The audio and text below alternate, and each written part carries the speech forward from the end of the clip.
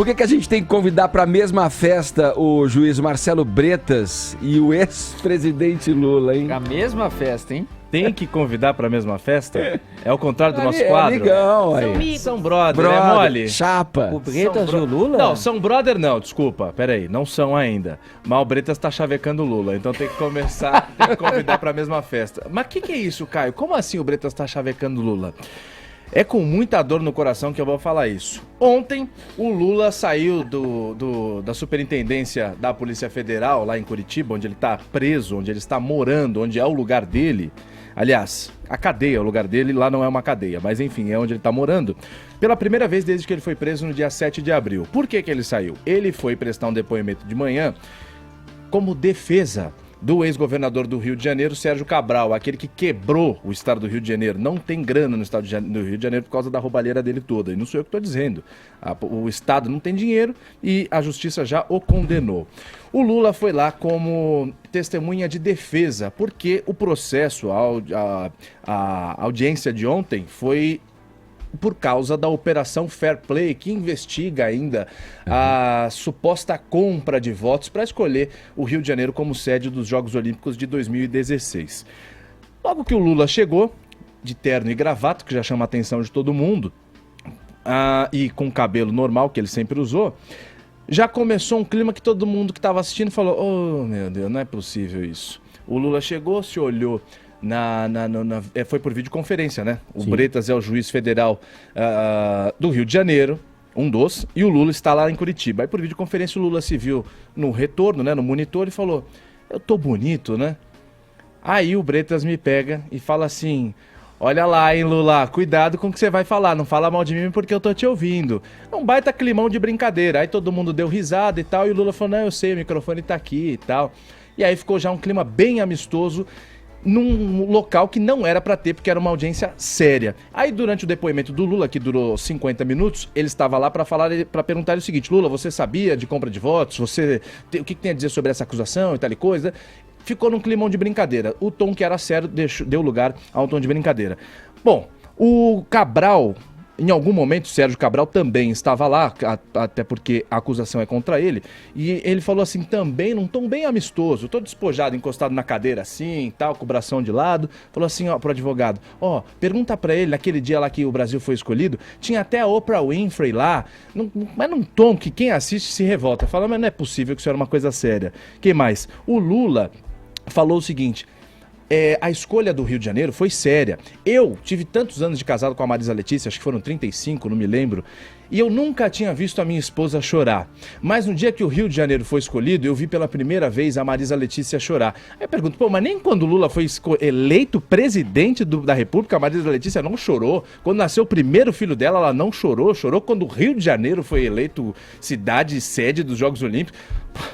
Aí, enfim, vou resumir a história. Diante de todas as groselhadas, as pataquadas que foram ditas lá, de ambas as partes, do Rio de Janeiro e de Curitiba, o encerramento da audiência foi, pra mim, o ápice de toda a audiência. E a groselhada maior veio de quem a gente menos esperava. Vamos ouvir. Senhor Luiz Inácio, eu quero agradecer. Muito obrigado, inclusive pela postura sua, como voz do Bretas, diante do nosso depoimento. Enfim, o senhor vive, é uma figura importante no nosso país, é relevante a sua história para todos nós, para mim, inclusive, que aos 18, 17 anos ouvi isso. Estava aqui no comício na Presidente Vargas, com 1 milhão de pessoas, vivíamos um momento diferente no país, e eu estava lá, usando o boné. Pode voltar agora. Usando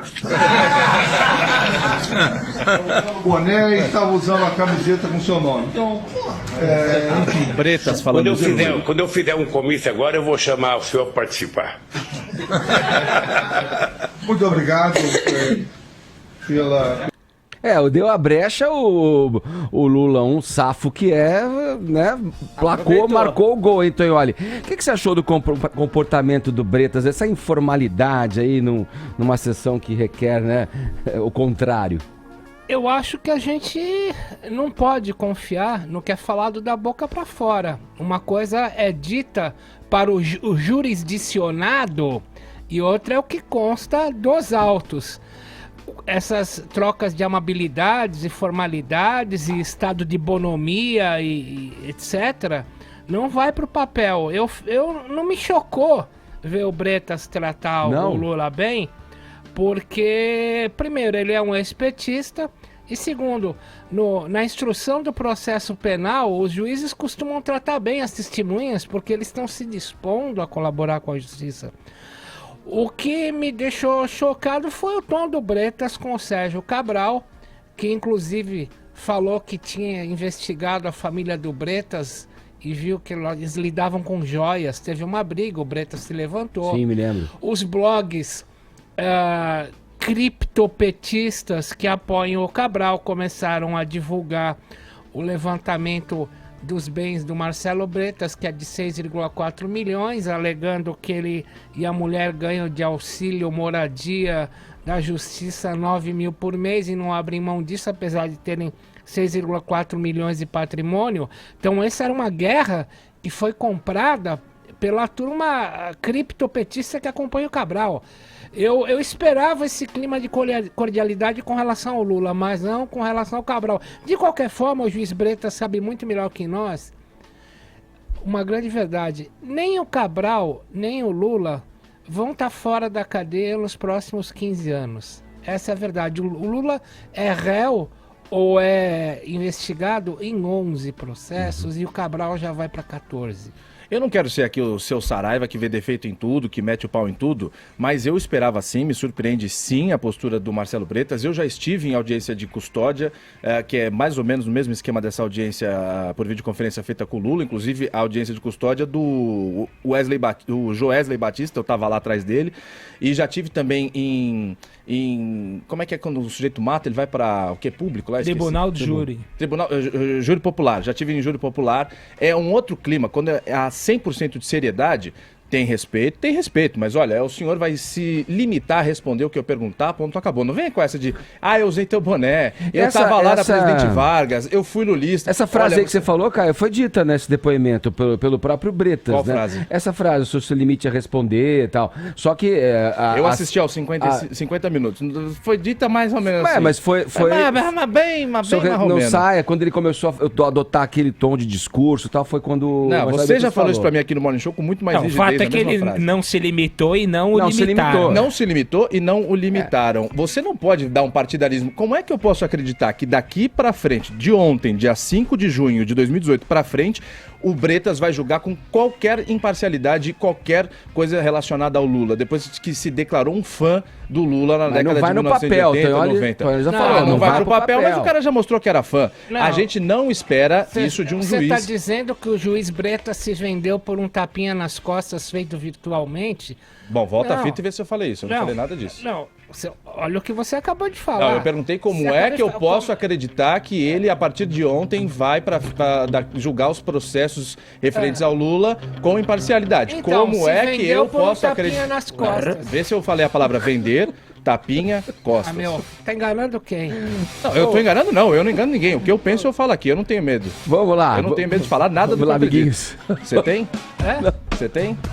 Eu não tenho medo de ouvir, e é você. Então a porta tá ali, ó, à sua frente. O negócio é o seguinte, só pra concluir. O Lula, vamos prestar atenção também, o Lula estava lá pra defender o Sérgio Cabral, que responde a 23 processos. Ele também defendeu, durante os 50 minutos de fala dele, o Carlos Arthur Nussmann, que era o presidente do Comitê Olímpico. E ele enriqueceu na denúncia, ele enriqueceu na denúncia do Ministério Público, porque o Carlos Arthur Nussmann também está nesse mesmo processo. 457% do patrimônio pessoal dele em 10 anos à frente do COI. 457%. Olha a turma do Lula.